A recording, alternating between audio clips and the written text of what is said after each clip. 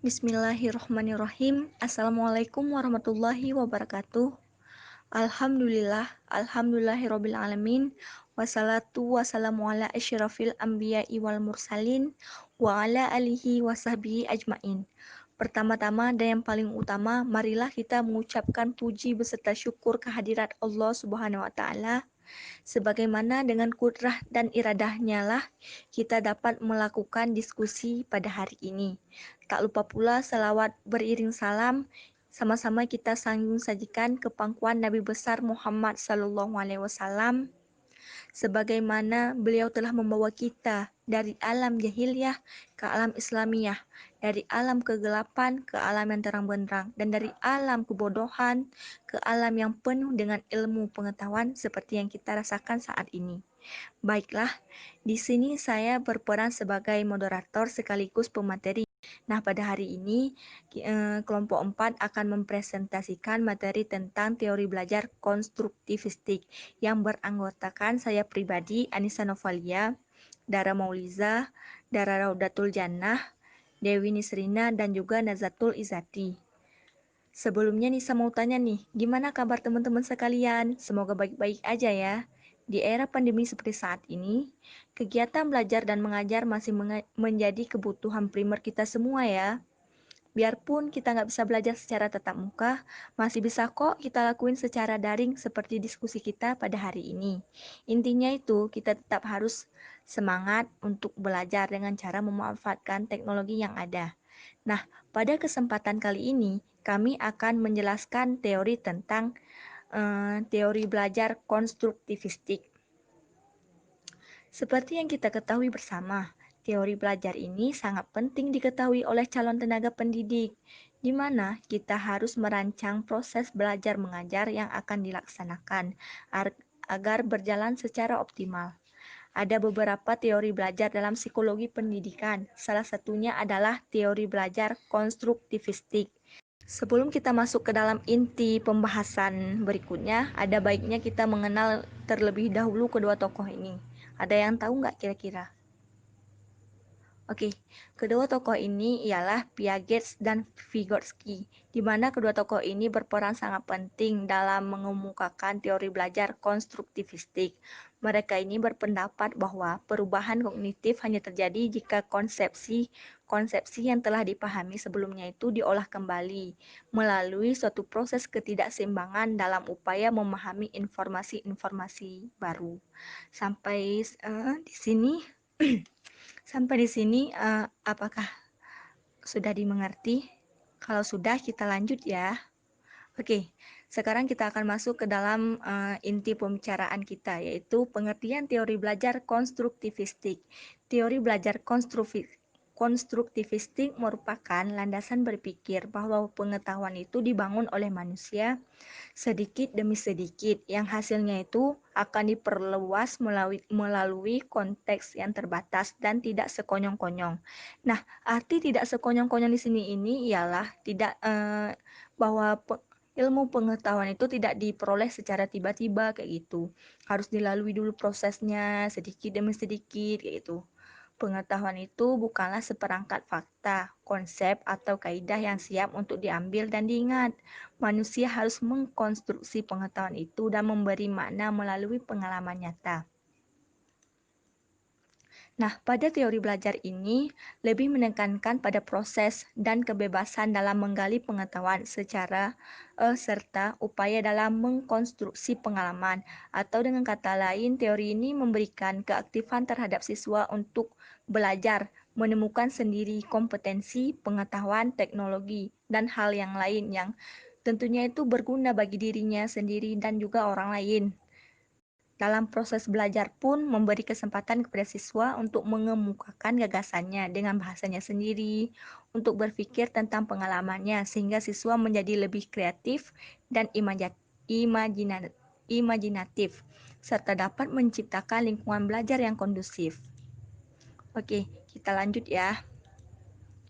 Adapun ciri-ciri dari teori ini ialah yang pertama, satu, pengetahuan dibangun berdasarkan pengalaman atau pengetahuan yang telah ada sebelumnya. Seperti contohnya, kita udah belajar kimia dari SMA ya. Kalau anak IPA itu belajar kimia itu dari kelas 1 sampai kelas 3. Nah, pas kita masuk jurusan pendidikan kimia, setidaknya kita udah punya dasar. Udah punya dasar bahwa kita ini udah belajar kimia di SMA. Jadi pas kita masuk ke perguruan tinggi, kita nggak asing lagi sama kimia gitu. Setidaknya kita udah kenalan lah sama apa itu kimia, bagaimana ruang lingkupnya kayak gitu jadi intinya. Yang kedua, pengetahuan tumbuh karena adanya perundingan atau negosiasi melalui berbagai informasi atau menyepakati suatu pandangan dalam berinteraksi atau bekerja sama dengan orang lain. Nah, pada teori belajar ini, negosiasi ini juga sangat perlu loh. Soalnya kan dalam negosiasi ini bisa mengajak kita untuk berkolaborasi dengan orang lain, menerima pendapat orang lain kayak gitu. Yang ketiga, belajar merupakan penafsiran personal tentang dunia.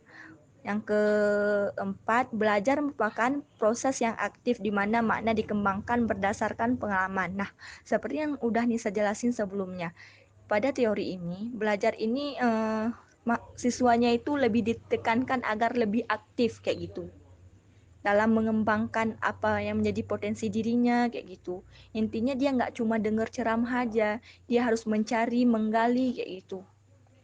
Dan yang terakhir, belajar harus disituasikan dalam latar yang realistis.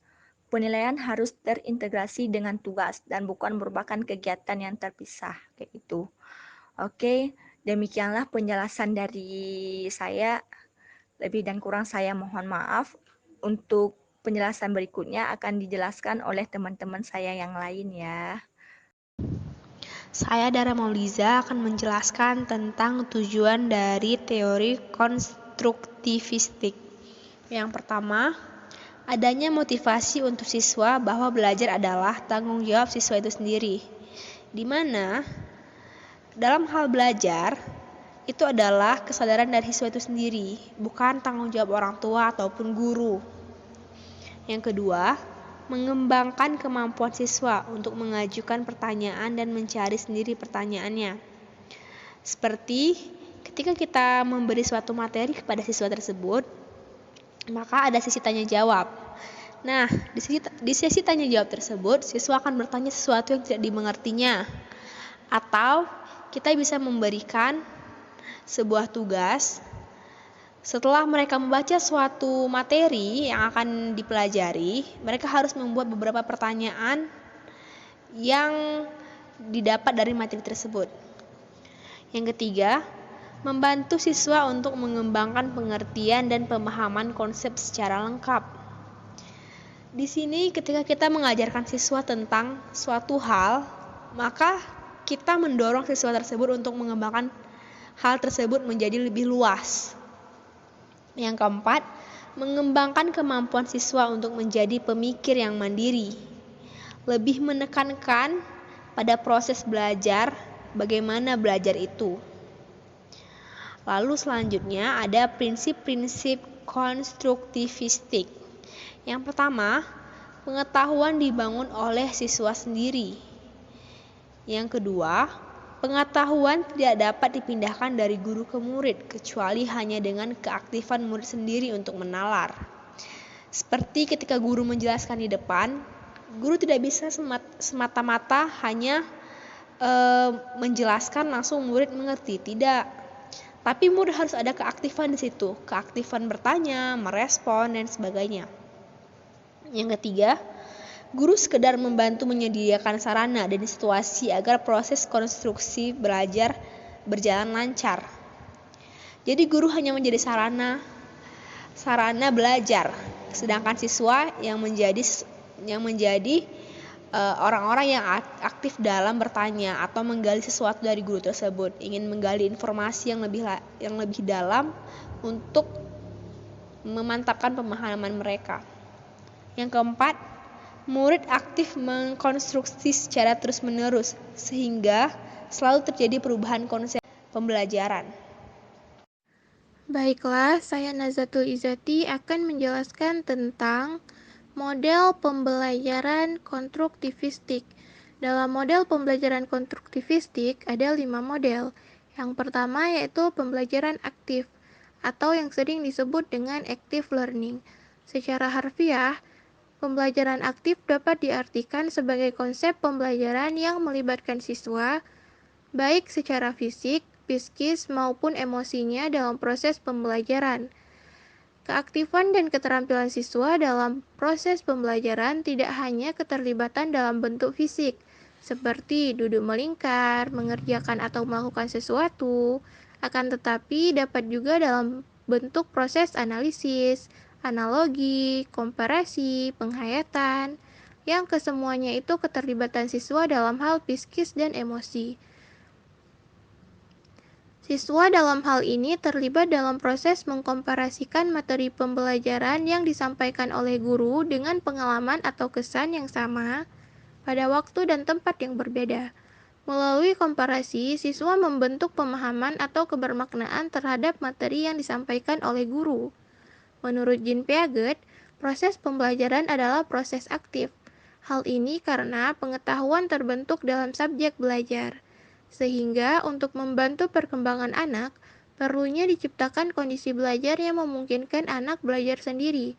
Misalnya dengan cara melakukan percobaan, mengajukan pertanyaan, maupun membandingkan penemuan sendiri dengan penemuan temannya.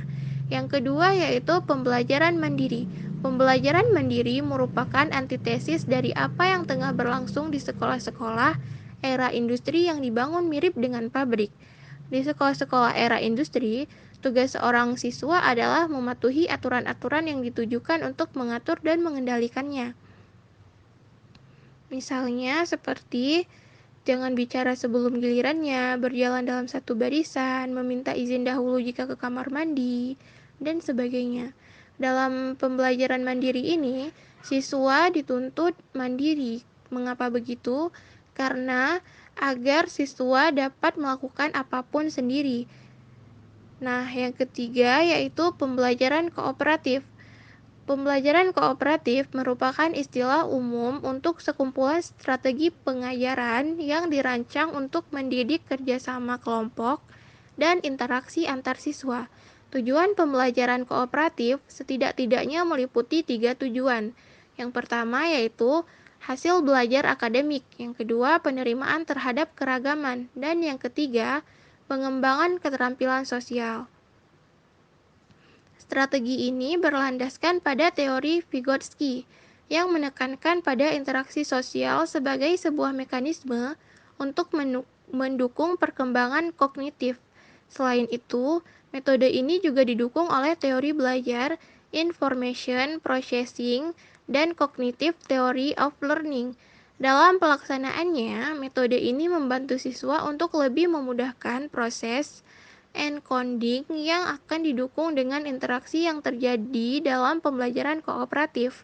Pembelajaran dengan metode pembelajaran kooperatif dilandaskan pada teori kognitif karena menurut teori ini interaksi bisa mendukung pembelajaran.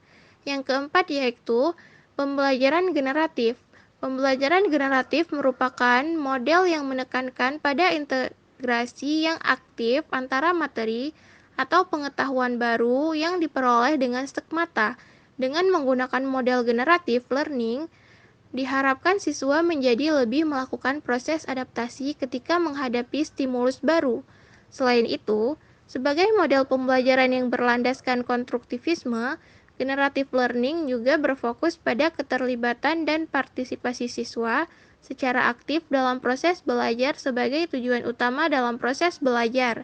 Sehingga dapat disimpulkan, model pembelajaran generatif adalah model pembelajaran yang menekankan pada pengintegrasian secara aktif antara pengetahuan awal dengan pengetahuan baru yang dimiliki siswa melalui peran aktifnya dalam pembelajaran. Yang kelima yaitu pembelajaran kognitif. Pembelajaran kognitif ini lebih mementingkan proses belajar daripada hasil belajarnya.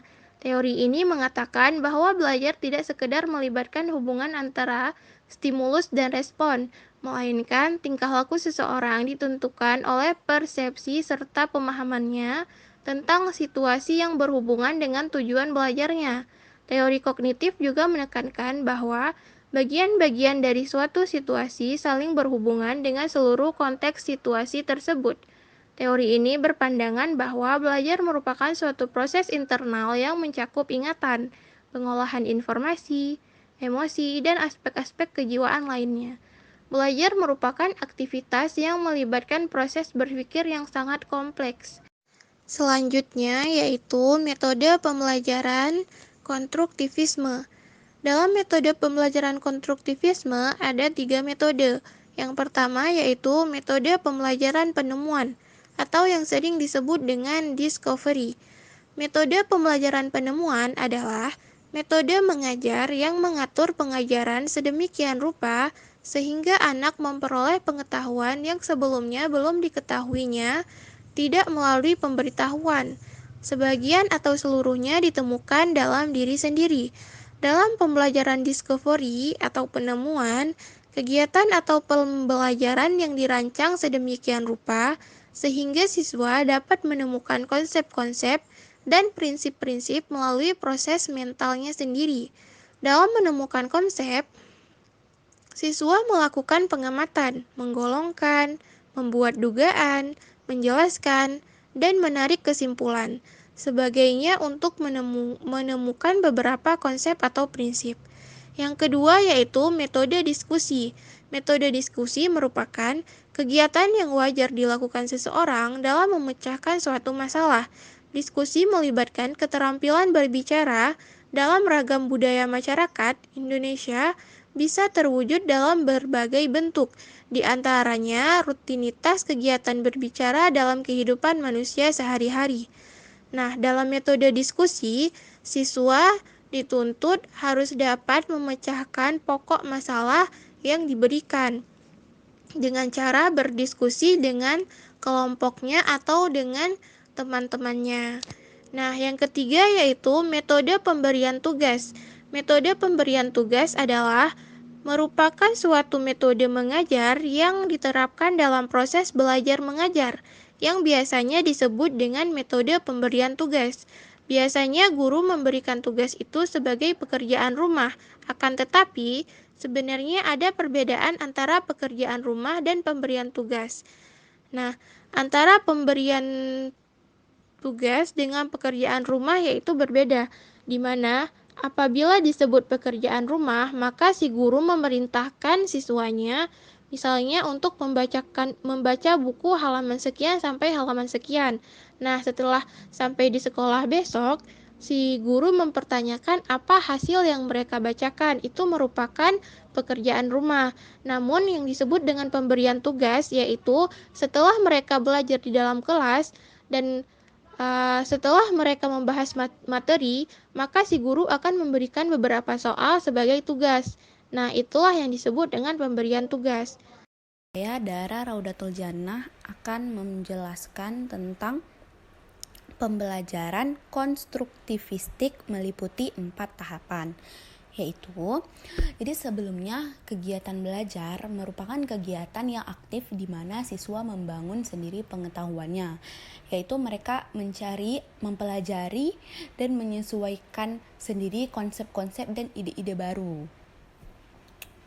Sedangkan paradigma konstruktivistik di mana cuma siswa yang secara pribadi yang memiliki kemampuan awal sebelum mereka belajar. Jadi jika digabungkan kegiatan belajar dalam kelas konstruktivitas adalah seorang guru tidak mengajarkan kepada anaknya, melainkan seorang guru di sini hanya menyelesaikan persoalan dari pembelajaran yang muridnya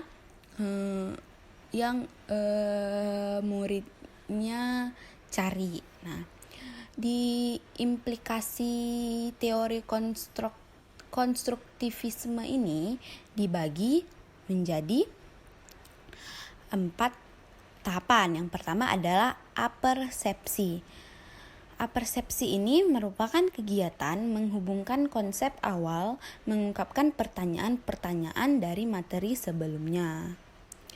Misalnya kayak yang contoh di sini tuh, mengapa baling-baling cepat berputar. Itu kan konsep umum banget, awal banget dari sebuah materi misal. Terus yang kedua ada eksplorasi.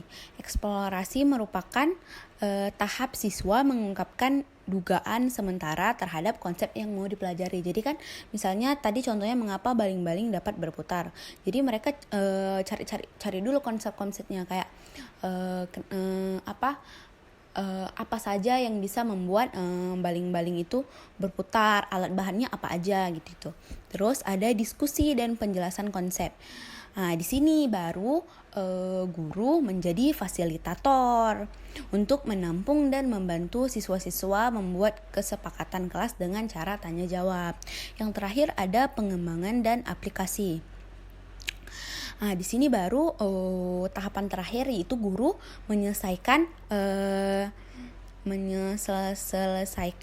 atau memberi kesimpulan dari pelajaran atau konsep yang dari materi mereka. Nah, selanjutnya juga ada kelebihan teori belajar konstruktivistik. Jadi kelebihannya tuh yang pertama memberikan kesempatan kepada siswa untuk mengungkapkan gagasan secara eksplisit dengan menggunakan bahasa siswa sendiri, berbagi gagasan dengan temannya dan mendorong siswa memberikan penjelasan tentang gagasannya. Kelebihan yang lain ada memberi pengalaman yang berhubungan dengan gagasan yang telah dimiliki siswa atau rancangan kegiatan yang disesuaikan dengan gagasan awal siswa. Terus ada juga memberi siswa kesempatan untuk berpikir tentang pengalamannya. Memberi kesempatan kepada siswa untuk mencoba gagasan baru agar siswa terdorong untuk memperoleh kepercayaan diri dengan menggunakan berbagai konteks baik yang telah dikenal maupun yang tidak. Mendorong siswa untuk memikirkan perubahan gagasan mereka setelah menyadari kemajuan mereka serta memberi kesempatan siswa untuk mengidentifikasikan perubahan gagasan mereka. Yang terakhir ada memberikan lingkungan belajar yang kondusif yang mendukung siswa mengungkapkan gagasan, saling menyimak dan menghindari kesan selalu ada satu jawaban yang benar. Saya, Dewi Nisrina, akan menjelaskan kekurangan dari teori konstruktivistik. Adapun kekurangan dari pembelajaran berdasarkan konstruktivistik ialah 1. Siswa mengkonstruksi pengetahuannya sendiri. Lalu, mengapa hal ini bisa menjadi sebuah kekurangan dari pembelajaran berdasarkan konstruktivistik? Karena tidak jarang hasil konstruksi siswa berbeda dengan hasil ilmuwan, sehingga akan menyebabkan miskonsepsi atau salah paham. Yang kedua, konstruksi mengharuskan siswa membangun pengetahuannya sendiri. Ini menjadi kekurangan dari teori konstruktivistik karena akan membutuhkan waktu yang lama. Tidak hanya itu, pengenangan untuk setiap siswa pun memerlukan waktu yang berbeda-beda. Contohnya, tidak semua siswa akan rajin untuk belajar. Ada juga siswa yang akan bermalas-malasan dalam belajar. Yang ketiga, sarana dan prasarana sekolah yang tidak sama. Karena sarana dan prasarana yang tidak semua sekolah miliki itu lengkap, hal ini akan menghambat keaktifan dan kekreatifan para siswa. Misalnya, di sekolah A terdapat klub bahasa, sedangkan di sekolah B tidak terdapat klub bahasa. Tetapi siswa di sekolah B banyak yang mempunyai minat bakat ke dalam klub bahasa. Yang keempat, ketidaksiapan murid untuk merancang strategi berpikir dan menilai sendiri pengajaran berdasarkan pengalamannya sendiri. Hal ini dikarenakan tidak semua siswa mempunyai pengalaman yang sama. Kesimpulan dari teori pembelajaran konstruktivistik ini ialah teori belajar konstruktivistik adalah teori belajar yang menekan siswa untuk belajar aktif mencari pengetahuan. informasi, dan hal lain yang diperlukan dengan cara berinteraksi dengan orang lain atau lingkungan guna membangun dirinya sendiri. Guru hanya sebagai fasilitator saja yang hanya mengarahkan siswa agar tidak melenceng dari tujuan belajar. Prinsip yang paling penting diterapkan dalam pembelajaran konstruktivistik adalah guru tidak boleh hanya semata-mata memberikan pengetahuan kepada siswa. Siswa harus membangun pengetahuan di dalam benaknya sendiri. Guru sekedar membantu menyediakan sarana dan situasi agar proses konstruksi pengetahuan siswa berjalan lancar. Sebelum saya akhiri, ada satu kutipan dari Maggie Gallagher. Dari semua pekerjaan berat, salah satu yang paling sulit adalah menjadi guru yang baik. Nah, bagaimana penjelasannya? Menarik bukan? Jangan lupa ya, like, komen, dan juga subscribe. Karena satu like dari kalian itu sangat berpengaruh penting bagi kami. Saya Anissa Novalia sebagai moderator, izin undur diri. Lebih dan kurang kami mohon maaf. Wabillahi taufik wal hidayah. Wassalamualaikum warahmatullahi wabarakatuh. See you.